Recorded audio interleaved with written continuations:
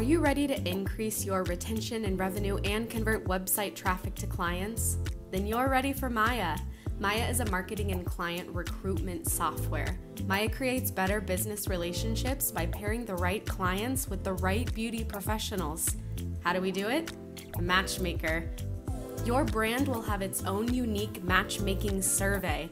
By pairing people based on their skill set, budget, personality, and lifestyle preferences, Maya creates lasting relationships that keep both sides coming back for more. You don't get a second chance to make a first impression.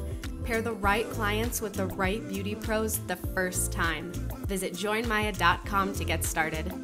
Thank you for joining me. This is Katie Whitledge with the Beyond the Technique podcast. Today, I'm really excited. We're talking about the truth about med spas.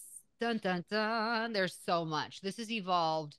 This industry, this part of our industry has evolved so much. And I have industry expert, complication expert, Maria Hawkins here. She is a board certified physician associate with an extensive background in medical and cosmetic dermatology, earning her academic degree in health and physician assistant sciences at St. Francis University. Maria has devoted over 13 years to the healthcare community in the DMV area, which I found out today is DC, Maryland, and Virginia. Her professional journey began in emergency medicine before she found her calling in aesthetic medicine, where she has made significant contributions, especially in ultrasound-guided aesthetic injectables and complication management. She is here today to fill us in on where we started, where we are, and where we could go with medical aesthetics here in the U.S. So without further ado, help me welcome Maria Hawkins. Welcome to Beyond the Technique. Thank you so much for having me. I'm really excited to see you. And for everybody listening, you have to know that you can watch our podcast on Beyond the Technique. It's super fun to see the faces behind the names. And we have the link in our show notes for you to watch today's show, but it'd be fun for you to see Maria because you are gorgeous and oh my gosh, clearly in aesthetics. I mean, wow. I am super excited to tap into your knowledge today because really you are brains and beauty, and I'm happy that you're here. Yeah, well, we can thank, all the Botox and filler in my face. So, which it sounds like when we were talking behind the scenes, you never intended to have any of that. Tell us, how in the heck did you get into the beauty industry? Yeah, it was by accident, by total accident. I went to see a local dermatologist, and for my acne, I have really bad skin after my pregnancies, and she was like, "You want to work here?" And I was like, yeah, I don't know much about like if you have a life-threatening rash, I can help you, but derm always kind of seemed a little boring to me. And then I thought, after 10 years of the year, I was a little burnt out, and I was like, well, should I do this? No nights, no weekend, no call. And I kind of thought that it was going to be like the land of like easiness. And I ended up just having a little bit of a career pivot that I didn't intend to. And although like the medical part of derm, cutting out skin cancer, that was like kind of a little mundane, I just was obsessed with the aesthetic portion of making someone like feel good. And my patients were excited to see me. And it was like, you get to build their confidence. And like from the ER, like you're seeing all your patients on the worst day of their life. Like they hate you. Okay. And then flip to like aesthetics. It's like, you get to make people like feel good and they're excited. And so it was that duality of like completely different settings. And that's where I just like ran with it. I'm like, okay, this is like, I love the ER. I still work there once a month just to keep a pinky toe in the door. But like, this is it. This is what I want to do with my life. Wow, it's incredible. And so true that you go from being a part of somebody's like terrible day to somebody's like the way they literally carry themselves ongoing after they see you, which is pretty powerful. I'm curious, you have a very specialization, which is this complication prevention or expertise. Tell me what the heck is that about? So it actually came from my own complication, which I found that people don't like to talk about in aesthetics. Basically, the worst thing that can happen is if a filler kind of gets inside of a blood vessel and it kind of stops that blood flow, and you can have significant problems. Your skin can die, you can have scarring, this and that. And just like, my ER brain, when I went into aesthetics and started my own practice, I did so much training and anatomy and research and technique. Like, you want to be the best, right? And I had a patient who suffered one of these complications, and I had gone through everything, did everything right. She didn't have an aspiration. She even had a normal exam, and she ended up being fine. But the whole process was so traumatic for her, for me, for my confidence. And when you do enough things enough times, you're eventually going to have a complication. You're going to mess up someone's hair. You're going to. And so it just prompted me to think, is there a better way to do this? Like, could I have seen or looked before? With these blind injections, you don't know what's underneath. And although we all know our anatomy, what's out there in the world isn't what's always in the anatomy books. So that's what started my whole thing was, okay, I can either put the needle down, and I did for a little bit. I talked to everybody out of chin filler. I was like, you don't need that, and it to this day, I can't believe she's still my patient. She still refers people to me. She still, if I don't know if I would be the same way. But she ended up, I've since ultrasounded her and found that she has an anatomical variant that's super rare. And that it can happen. So I think that's what started it for me, was my own kind of like issue. Yeah, and part of your bio is talking about utilizing ultrasounds for, I do see a med spa professional who has taken an ultrasound my face, but prior to her, when I first started doing, Botox, it's called, but I do Dysport. Yeah. I had a complication because Botox actually caused me to have migraines. I never had a migraine in my life, and that happened. And so I switched to Dysport, no more issues. But, at the beginning of my young adult, early 30s, I know everybody's starting way younger now, but it was my early 30s. Nobody ever did that before. Now that happens. But should we be very cautious if we're working with an injector who is not utilizing ultrasound? Because of situations like this? Yeah. I would say, people have been doing this for years, and yes, they have been fine, right?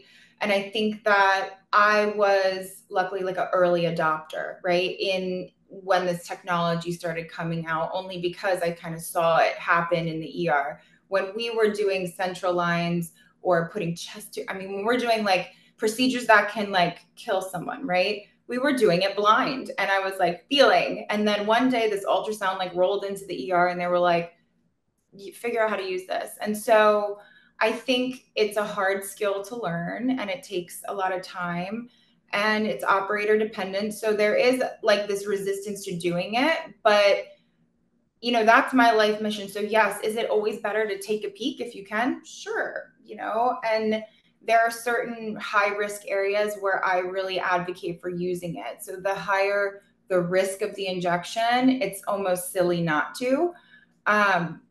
Not to say like anybody not using one is doing it wrong, but often when injectors do have complications, they call someone with an ultrasound because you can see what you're doing. You can take out the issue. You can see where the blood flow is messed up. So it really, to answer your question, I would, if it were me, I would look for a provider who prioritized safety. And if they didn't have an ultrasound, they acknowledge the use of it and say, I have a friend down the street, God forbid if something happened, like, we can call them up and like, you're going to be just fine. Yeah. Well, there are a lot of businesses today that say that they're a med spa or that provide med spa services. Mm-hmm. And everybody listening here, we're in the profession ourselves. I know many owners have brought on aesthetics, and many have brought in injections. Mm-hmm. And I know the hearts of our listeners. They want to, like you said, do their best, be educated, provide the very best in services. What do we need to know about the way we should evolve our businesses, or, because it's so specialized? Right. What are you noticing about the med spa kind of scene and what differentiates, because it's consumers kind of don't know, No, yeah. so what's your opinion on all that? So my opinion is, when you're like, do I bring this on? Do I not? What am I looking for? What am I not? I think even myself, I had my own misconception before being into the industry. One, I said, I'm never going to do this because I don't want to look a certain way. I don't want to look fake. Second, when I was working at the derm office, it's really funny how even when I was in that setting, I was like, oh, I'm not going to a med spa though. Like, I'm in a dermatology practice. And because I thought in my head, truly a med spa is like a salon or is somehow less of an experience. And I didn't really realize it is the provider, it is the person, it is the expertise, just like salon owners. Like, you're going to the person for the person, and like, you got a blonde girl or like a, what they specialize in. So I didn't realize that. And then how to market yourself as like different, but still keeping it in your niche. So we keep it very medical. We don't actually use the term med spa. We use medical aesthetics practice. And not to say that if you call yourself a med spa, it's not okay, but the general public still has this kind of like misconception that it's less than, say a plastic surgery office or a derm office. And I've just kind of seen that over the years. So I think it's really just explaining your credentials and your training and highlighting your strengths so that when you are put into a situation, because I started from the bottom. I was like injecting my ER colleagues like in a closet, like I had a teeny tiny space, and now we've scaled it, right? But in the beginning, like, I mean, I was driving around doing Botox during COVID in people's houses. I had special malpractice, but like everything was shut down and people needed it. So I think it's like the evolution and how you're going to position yourself is really important into your growth and success. I know you are kind of passionate on being a cheerleader of people in the industry, and yet you see that there is kind of this divide in a sense, or some people in this side of the fence feeling that they're better than others. We'll say it like that. What's up with that? You know, I think I figured it out. I don't know for sure. I know that when I first came into the scene, in the ER, you kind of like, you've got to collaborate, like, or someone dies. So, like, there are no non-team players. Like, you've got to just get it right. And, if there's a bad apple, like, you're quickly off, you're out, So, when I first came, I was like, oh, like, where'd you get your numbing cream? Oh, I'm not telling you. And I was like, what? Or, when I did have my complication, I mean, people were circulating it and talking about me. And I kind of got in this place where I was like, oh, all right, it's like every man for themselves out here. Like, this is how it's going to be. And in the beginning, I was very worried. Is that my patient somewhere else? Is that my client? And I was worried about what other people were doing. And then I realized very quickly that that is not the way to be, that was my own insecurity. And that once you get into a place where you're like confident in yourself, it really doesn't matter. I'm doing what's safe for my patients. I built my team. I'm a happy person. If people are going to be rude or mean, that's their own insecurity, that's their own issue. But I mean, it took me a couple of years to get there. And like, in the world of social media and like all this stuff, it can get really muddy, especially when people are paying like a fee for service type of situation. It can be tough. Yeah. Yeah, it's interesting. And you brought up a minute ago with COVID having this special malpractice insurance. I mean, being in this side of the business where it is medical, what in our head, especially owners are thinking, gosh, the margins look pretty darn good if I'm in this business, because being in a hair salon, the margins can be very, very minimal. Uh, and you think, wow, we have awesome margins over here in our line of work, but it comes with very, very large expenses with some of the insurance. Can you give us a little insight on just what does it cost? You don't have to say like, oh, here's what I make, but what Mhm. does it really cost to get into this side of the business, this having this be a specialty? Yeah. So I think it can cost, millions of dollars, and it can cost maybe couple, maybe $100,000. I think my journey was by accident. So we started small. It was COVID. I did go back to the ER. Kind of doing it for like, this ER, the hospital staff on the side. We all wanted to feel good. We were like in the trenches, and so I did not, and I recommend to people that take, that are like, well, how'd you do it? And I didn't do it. I kept my overhead very low. I checked my ego. I didn't buy every device. These are hundreds of thousands of dollars. I didn't get the fanciest technology.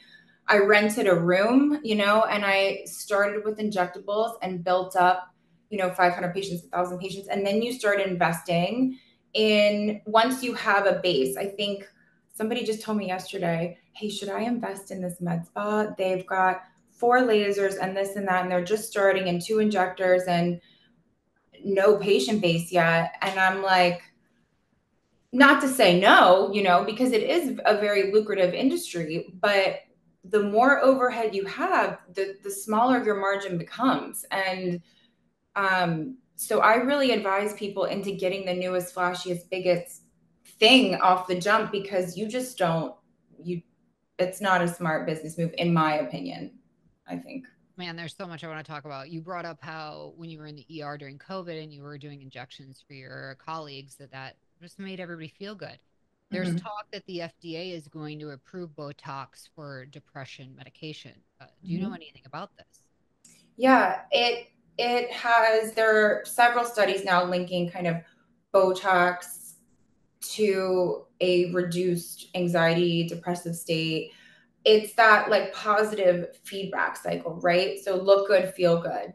When you look in the mirror and you're confident, and you don't want to look different, but you're just like, oh, okay, I'm refreshed. I feel awake. It's like the mom who's like struggling to like just get it together. But when your Botox is kicked in, you're like, okay, I'm looking, I'm looking okay. I can do it. And like, that's my demographic. That's what I am. I'm a working mom. And I think that's a lot of the patients that I see. And so it is like, I mean, it's data, it's science at this point. It's definitely that positive feedback loop in your brain telling you, and just feeling confident and good about yourself, you will be less depressed. You will be less anxious. It's kind of how the brain works. It looks for things, the brain only perceives positive. So it's like, you've got to kind of train it to do that. So that's just an extra benefit of Botox. It does so many things, but it's like a added benefit. Yeah. So get Botox or do write 3 things down you're grateful every single day, and both have the same outcome. But I'm over here like, why not both? Let's double up. I mean, we got to do it all. We got to drink our green smoothie. We got to like meditate. We got to have positive intentions for our day. Yeah. Like, you got to do it all. Yeah. Well, you do it all, and you travel and you speak, and you're really passionate about this industry, and you really want people to be cautious of working with practitioners, maybe outside of the US potentially. Tell us a bit about kind of that recent news story of what's known as the vampire facial and what's happened with that. And for people listening, can you explain to us what a vampire facial is? So I think Kim Kardashian put this on the map. Oh gosh, did I just mess that up? You're good. Okay. Yep. So basically, a vampire facial is where you draw the patient's blood. It is a service we offer, and you spin out the blood, and it separates those red blood cells from the white, kind of the plasma. And in the plasma, it's your proteins, it's your albumins, it's basically all the like healing properties of your skin. So we inject it. You can inject it back in the face or needle it in, and it's very regenerative. It's natural. You can't be allergic to your own blood. So I'm like pretty crunchy, and there's not a lot of downtime with it. So it's a very popular procedure. However, it gets a lot of glitz and glam, but like, this is, you're drawing someone's blood, right? And so do you have protocols in place? Like, how are you storing it, spinning it, labeling it? And so there were, I think, a few cases where a patient got from an injection, and I don't even know how it happened. These were unlicensed practitioners, so it's big in the UK. I have friends that own businesses, and it is very unregulated. We do have the FDA here. We have laws. And so we don't see a ton of that. But in the recent years, we're seeing more of that because I think people are looking at this like, oh, this is a cash cow. Like I can do this with no medical license or, whatever. So there is risk. It's an amazing treatment when done safely and correctly. It's our top third most popular treatment, I would say. But yeah, So it's interesting. insane. Yeah, I Mhm. mean, it is not to be taken lightly to get into the medical aesthetics. And, I look at it from both sides. I'm in the industry, I love it. And I also look at it from a consumer perspective because I consume and utilize these services. And it's interesting when you do visit a salon, you're typically called a guest or a client. And Mhm. with your type of company, you are a patient. Mhm. Tell us just a bit about that experience for your patients and why it's still kind of our goal is to make it special and different than seeing an actual you know doctor at a medical, you know what I'm saying, like a hospital, like, which is Yeah. never fun. But Yeah. what are some of the things that you do to keep it very professional? They are patients. Here's the things we have to do for that, but here are the things we do to keep it really special and create this experience that is really more the spa side potentially. Yeah. I think that is probably one of the most or the most important things and the things that people tend to like struggle with. So the terminology that you use, the information that you give, we choose the word patient because these are our patients. We are performing medical procedures. And I want to keep it, that way. Now, when people are a patient, there's anxiety with being a patient, especially when you're going into a situation where you've never done something before and you're like, oh my God, how am I going to come out looking? Like, what is the deal? Patients have sometimes a lot of anxiety and they're a little bit like timid. I remember, I did it for a whole year before I did Botox on myself. And I was like the most dramatic, thinking like something was going to happen. And then you get it done. You're like, okay, that was silly. Right. But we have created an environment, a check-in process, a really welcoming, warm environment. So my office is not sterile, I would say. It definitely has the elements of we use medical chairs, our trays are very, set up in a certain way, but we've kind of created a flow or process where the patient is comfortable. So they're immediately roomed. We check them out in the room so they don't have to see anybody on the way out. And little things like that make the experience. We've got a secret back door. And they want to feel taken care of. And like you're spending a lot of money. So like, yeah, you need to do all the things. You need to make sure that they're comfortable. You need to manage their pain. You need to manage their anxiety. So I think the patient experience is what leads to that retention rate. Because guess what? There's a million med spas up and down this road. And you have to differentiate yourself somehow. So yes, it's the provider and the experience. It's all of it. You got to like check all the boxes.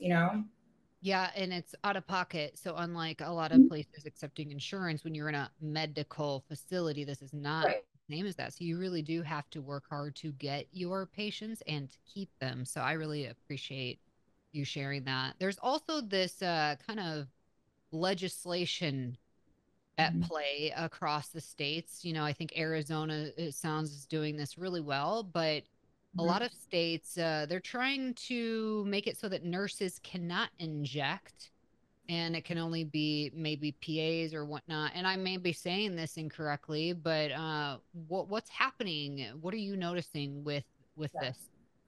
So what I've noticed and what is unfortunate about the US is that every state has their own set of rules. So in Maryland, you can be an RN, you could be a nurse, you could be a PA, you could be an NP, you could be a doctor, you could be a dentist. In Florida, RNs can't, you have to be a PA or nurse practitioner. But in some states, I think Idaho, you could literally be anybody if you're like under the care of a physician. So it's very confusing to one, the consumer, because like, oh, in Texas, this person could inject me, but here this person can't. And so not only is it confusing, but it's very difficult because there's no like there's certifications from the company, but there's no like nurses have formed what's called a CANS, so it's certified aesthetic nurse specialist. So if I were a consumer, I would look for a nurse with a CANS. But consumers don't know that. And, you know, for PAs, doctors, and we don't have anything to say like you're certified in this unless you have a plastic surgery fellowship, but that's not even teaching injectables. So it really is the consumer has to do their homework to say what trainings has this person taken, like, and it's difficult sometimes. So I think it's something that needs to be more standardized and across the board in terms of legislation, but it's just not. And I don't know if it will be in the near future. Yeah. It is interesting. And, cosmetology is not exempt. Every state has their required hours. It's not the same across the board. You can't just go from state to state and practice. You have to get licensed in each. So, it's just very interesting. Some of you are listening and you're like, Katie, I didn't know you were this into this topic. I'm low key. Like, I look low maintenance, but don't get it fooled. Like, I'm in it, and very thankful to work with somebody very reputable and well known in the industry, as are you, Maria. So I just love everything you shared. Is there something that you're like, gosh, I wish that everybody listening would know this? Is there something I didn't bring up or ask that you're like, I really wish that everybody would know this? I really wish everyone would know that injectables in just the everything that med spas offer, because I am a victim to this. Even when this you mentioned earlier, like semaglutide, Ozempic, and when all that came out, I was like, I'm not doing it. I'm not bringing it into my practice. Like, it's too new, you know. And so I let it go for a couple years, and then I was like, wait a second, this is changing people's lives. This is lowering their cholesterol. And I took a couple courses on it. And now it's something that we offer. And so I think medicine changes. So the treatments become better, the products become better, kind of like the beauty industry. There's a difference between adopting in your industry and then like just following a trend. So that is very different. So I think if the consumer would know, like, hey, the goal is never to look different. It's just to look like yourself and to look like a refreshed version of yourself. And if you are seeing a provider and if you know, like your goals are not aligned with them, like you can find what you're looking for. Like, I'm not the injector for everyone. If you want these like big ass Russian lips, like I'm not your girl, you know, like it's okay. And that's okay. People have to understand that that's okay. But I wish people would know that there is a provider for you out there. It just takes a little bit of vetting, and that you should always just be very empowered to like look how you want to look and keep it very natural. And I Yeah, wish someone told me that. I love that too. And I feel like because I'm in the Midwest, it's still kind of taboo. Like, because in my Yeah. head, I'm like, wow, if you see somebody in the way they look, you could be like, wow, who do you see? What do you, but Yeah. even Midwesterners are kind of like, ooh, I would never ask that. What if I offend them? What if they're trying to keep it private? Do you see, and I see a trend of the Gen Z population Oh, actually more yeah. so embracing this. What are you noticing about demographics embracing medical services, medical aesthetics? For sure, you kind of like hit it on the head. My more mature patients, the patients in their 50s, 60s, you know, 70s, they are like, no one can find out about this. Okay. I'm not sharing my photo. I'm not going to be on social media. And they're like in that era of, in general, like I have my unicorns, but in general, they were brought up in an environment where getting work done meant XYZ, and it was unnatural, or and it had a negative connotation to it. I feel like I'm more in that millennial thing where it was like growing up, you know, we were kind of like we were traumatized in the 90s as it is, but like it was kind of like still not okay. I feel like Gen Z, they're like, fill it up, let's go. And I think that once people put self-care in the same category as self-care, and people are now more open, they're like, okay, well, if you're going to dye your hair to look totally different, how is that any better or worse than having your wrinkles kind of relaxed to look the same. So I think it is a generational thing.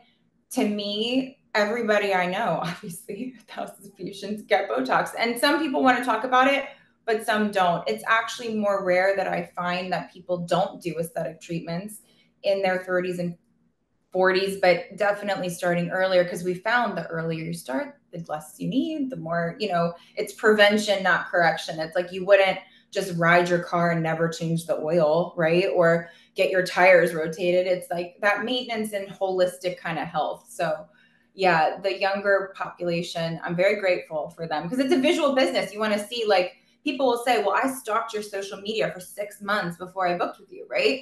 Like they want to see the before and after. And, sometimes people just won't let you share and you have to respect that. So Things are changing. I feel like my top takeaway is, and this is especially for salon owners listening, that change is happening all around us. What do we need to do to embrace change, and how do we make our businesses more progressive and more exciting to our consumers? So I love that you've been with me today. Do you have any final words of encouragement for everybody listening, Maria? I would say, in the terms of that, just like check your ego at the door, take criticism, and like, don't be resistant to change without fully vetting or exploring or educating yourself on what that change is. There's good things coming out, there's bad things coming out, but I think we have to evolve to stay relevant in some sort of way. And yeah, I would say just worry about yourself and keep going. It's the Keep only other going. thing. Yeah, Yep. just keep going. Keep going. Well, I am super thankful that you were here today, Maria. You Yeah, were amazing. And I hope that we can do this again in the future because this yeah. conversation to Thanks for me is having so me. much fun. Yeah. Thank you. And thank you all for joining us here week after week at Beyond the Technique. If you appreciate this platform, we would love it if you take a moment to leave us a positive review wherever you're listening so that more people like yourself will discover Beyond the Technique, where we're here to change the way that you are supported in your business. Until next time, everybody, have an awesome day and stay strong.